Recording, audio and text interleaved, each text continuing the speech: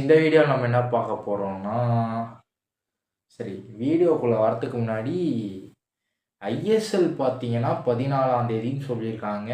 அது ஃபிக்ஸ்டு. கண்டிப்பாக ஐஎஸ்எல் 14ஆம் தேதி நடக்க போகுது. February 14 லவர்ஸ் டே இல்லை, ஐஎஸ்எல் டே ஆரம்பிக்க போகுது. இந்த மாதிரி டீம்ஸ்லாம் ரெடி ஆகிட்டுருக்கு. மோஸ்ட்லி எல்லா டீம்ஸும் பார்த்தீங்கன்னா 2-3 ஃபாரினர்ஸ் வச்சு தான் ஆடிட்டுருக்காங்க. ஆட போகிறேன்னு சொல்லிட்டாங்க, கன்ஃபார்ம் ஆகிடுச்சு. சென்னை எஃப்சியும் பார்த்தீங்கன்னா 2 ஃபாரினர்ஸ் தான் சொல்கிறாங்க. ஆனால் அது யாருன்னு சரி விடுங்க, அதை பற்றி நான் இன்னொரு வீடியோவில் தெளிவாக போடுறேன். இப்போ எதுக்கு இந்த வீடியோன்னு பார்த்தீங்கன்னா, சென்னை எஃப்சியோட ஹோம் கிரவுண்ட் என்னது? Marina arena, Jawaharlal Nehru stadium அப்படின்னு சொல்கிற ஸ்டேடியம் தான் சென்னை எஃப்சியோட ஹோம் ஸ்டேடியம்.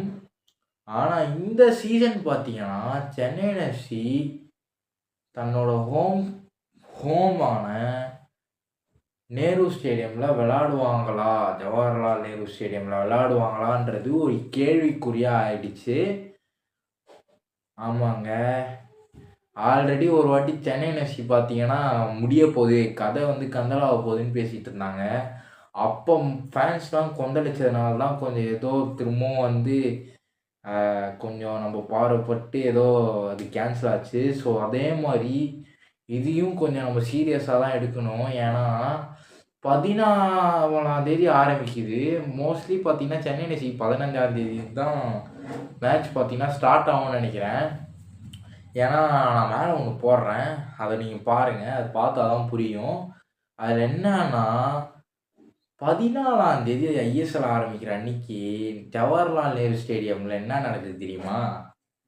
ஒரு கான்சர்ட் நடக்குதுங்க. யுவன் சங்கர் ராஜாவோட கான்சர்ட் நடக்குது. அன்றைக்கி தான் ஐஎஸ்எல் ஸ்டார்ட் ஆகுது. ஸோ ஐஎஸ்எல் ஆரம்பிக்கும் போது இப்போ போய் கான்சர்ட் நடக்கிறாங்க. ஸோ இதுக்கு என்ன அர்த்தம்? ஹோம் கிரவுண்டு இல்லை, அதையும் தாண்டி மாற்றலாம் ஒரு ஐடியாவில் இருக்காங்க. அதுதான் இதுக்கு அர்த்தம்.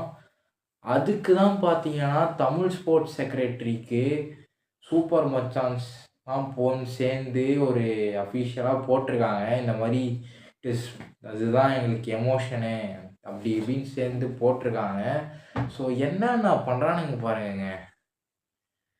ஹோம் ஸ்டேடியமான ஜவஹர்லால் நேரு ஸ்டேடியத்தையே அவனுக்கு அடிச்சு காலி, இந்த சீசன் கிடையாது அப்படின்னு சொல்கிற அளவுக்கு வந்துட்டுருக்கானுங்க.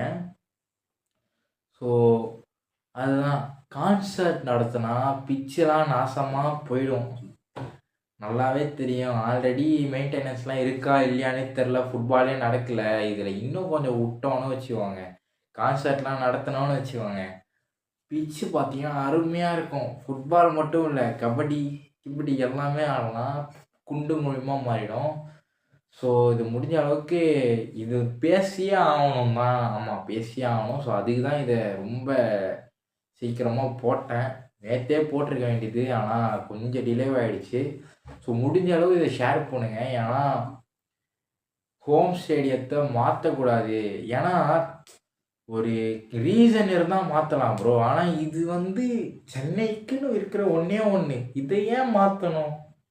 லாஜிக்கே இல்லை. ஸோ இதை ஷேர் பண்ணுங்கள். அப்போ தான் பார்த்தீங்கன்னா ஜவஹர்லால் நேரு ஸ்டேடியமில் மேட்ச் நடக்கும். அப்போ தான் நம்மளாம் சந்திக்கலாம்.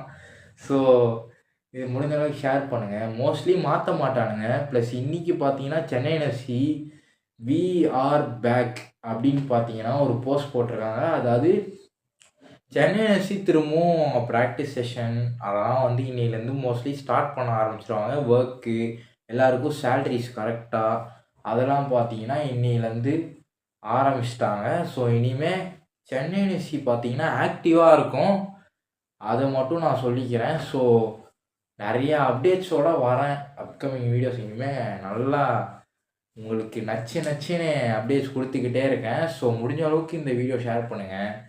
மோஸ்ட்லி சென்னை எஃப்சி ஹோம் ஸ்டேடியத்தில் தான் ஆடும், ஜவஹர்லால் நேரு ஸ்டேடியத்தில் தான் ஆடும் நம்புவோம். Chennai FC till we tie.